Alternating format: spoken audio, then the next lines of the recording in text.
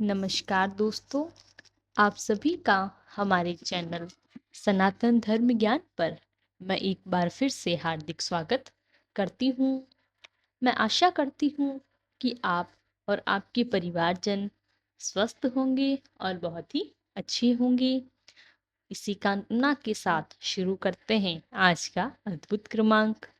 जैसा कि आप सभी जानते हैं, हमारे चैनल के माध्यम से अद्भुत श्रृंखलाओं का आपके लिए एक प्रस्तुतिकरण किया जा रहा है। तो आज भी ऐसा ही अद्भुत क्रमांक मैं आप सभी के लिए लेकर आई हूँ। तो आइए बिना समय व्यर्थ करें लेकर चलते हैं आपको आज के अद्भुत क्रमांक की ओर। जैसा कि प्रत्येक मनुष्य की मस्तिष्क में अनगिनत विचार विवरण करते हैं, वह अनेकों और यह बातों को सोचता है तथा यह तथ्य तथा इच्छाएं क्षण क्षण में उपस्थित होती रहती हैं, जिसके फलस्वरूप हम मस्तिष्क में अपने स्वप्नों का ताना बाना बुनते रहते हैं।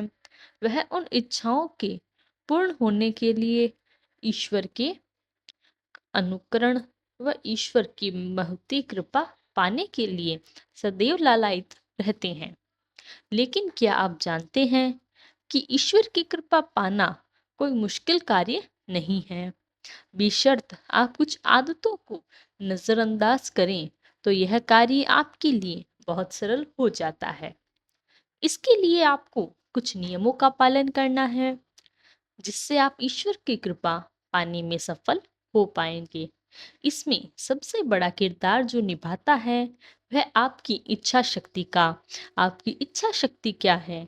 इच्छा शक्ति वह चमत्कार है जो किसी भी वस्तु को पाने हेतु आपके मन में या आपके मन के द्वारा संदेशवाहक का कार्य करती है। आपकी इच्छाओं का प्रबल वेग जो आपके मन के अंदर जो इच्छाएं हैं, जो चीज आप पाना चाहते हैं, उन इच्छाओं का जो वेग है, प्रबल वेग, ईश्वर तक पहुंचकर आपके विश्वास को ईश्वर तक पहुंच जाता है। इसके फलस्वरूप आपकी इच्छा या वह कृपा आप तक व्यक्ति के द्वारा भी पहुंचती है। यानी कि इच्छा शक्ति आप जान ही गए होंगे, इसमें इच्छा शक्ति का सबसे महत्वपूर्ण किरदार है आपकी इच्छाओं को ईश्वर तक पहुंचाने का जो कार्य करती है, वह आपकी इच्छा शक्ति थी। तो आपको सिर्फ इतना कार्य करना है कि अब आपको यही बताने जाने हैं आपको इस विकल्प कर क्या करना है। आप सिर्फ इतना कार्य कीजिए कि आपकी इच्छा शक्ति को मजबूत करें। जो विश्वास आप ईश्वर पर रखते हैं, उस विश्वास को, उस शक्ति को आप मजबूत करें। आपको डिगना नहीं है। वह मन को नियंत्रित करते हुए प्रबल सकारात्मक अपना व्यवहार रखें, सकारात्मक सोच रखें। इस प्रकार से आपने आप को जो ईश्वर के लिए जो आप कृपा मांग रहे हैं, आपके ऊपर वह ईश्वर की कृपा अनंत कृपा के रूप में बरसेगी एवं आपके प्रत्येक कार्य में इसका भरपूर योगदान आपको देखने को मिलेगा। अधिकतम जनमानस यही भूल सकते हैं। यह तो मैंने आपको बताया है कि आपको क्या कार्य करना है। अब आपको यह बताना है कि अक्सर हम क्या गलती करते हैं, हमसे क्या चूक हो जाती है, जिस कारण हमारी इच्छाएं, हमारी कृपा जो हम ईश्वर से कृपा चाह रहे हैं, वह कृपा कहाँ पर किस भूल की वजह से रह जाती है कि वह अपने मन को जो लोग नियंत्रित नहीं कर पाते। सबसे बड़ी बात है कि आपको अपने मन को नियंत्रित और नियंत्रण में रखना है। आपको अपनी सोच को सदैव एक नियंत्रण में रखना है। आपको हमेशा इच्छा शक्ति को मजबूत और बढ़ते हुए चलना है। हम यही बोल कर जाते हैं कि हम अपने विचारों में अधिक नहीं होने की वजह से विश्वास और विश्वास के जाल में फंस जाते हैं। यदि हम किसी नियम को निभा रहे हैं, आध्यात्म यदि आप किसी नियम को मानते हैं, तो आप इस नियम को मजबूत होना चाहिए। आप इस नियम से बिल्कुल अलग ना हो, उस पर मतलब आपको उसको इतना मजबूत करके चलिए, आप उस पर अडिग रहिए, आप उसको बिल्कुल भी मत छोड़ें जिसने हमको यह मान दिया है। जिस विधान से आपने और जिस विधान से मानने, उस विधान से उस नियम को मानिए। क्योंकि जब आप विश्वास व अविश्वास के जाल में फंसते हैं, तभी आप सबसे बड़ी भूल करते हैं।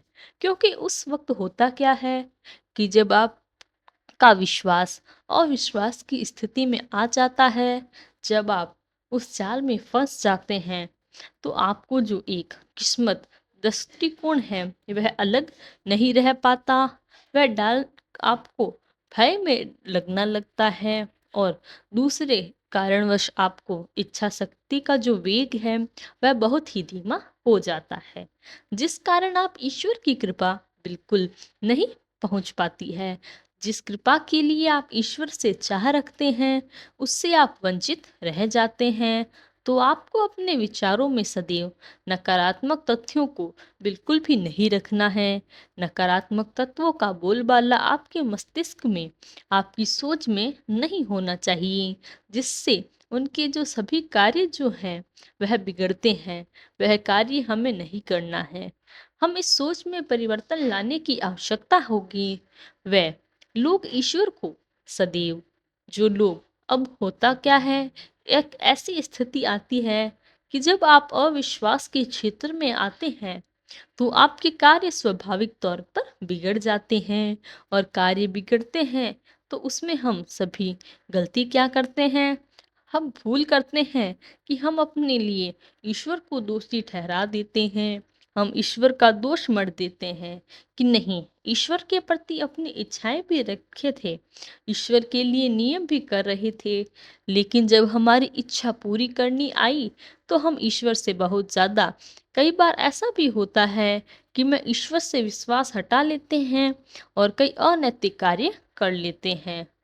हमें और हमारे जो भी मित्र हैं, हमें कभी भी ऐसा नहीं करना चाहिए।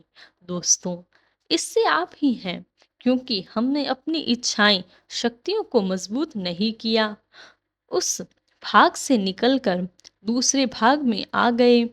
हम अविश्वास और विश्वास की स्थिति में अपने मन में हमने यह चीज उत्पन्न कर ली, और अंत में स्वाभाविक है यह तो कि यदि आपका विश्वास ही उठ गया, आपकी इच्छा शक्ति ही, विवेक ही कम हो गया, तो आप उस शक्ति को बिल्कुल नहीं पाएंगे, जिसके लिए जो कृपा आप चाह रहे थे, वह कृपा जो कभी नहीं मिल पाई। तो आपको मन को मार्ग को बताया है। वह मार्ग बहुत ही सरल है। आप इच्छा शक्ति को मजबूत कीजिए, मन में सकारात्मक विचार रखिए, आस्थावान रहिए, ईश्वर को सदैव अपने पूजा भाव से उनको पूजिए।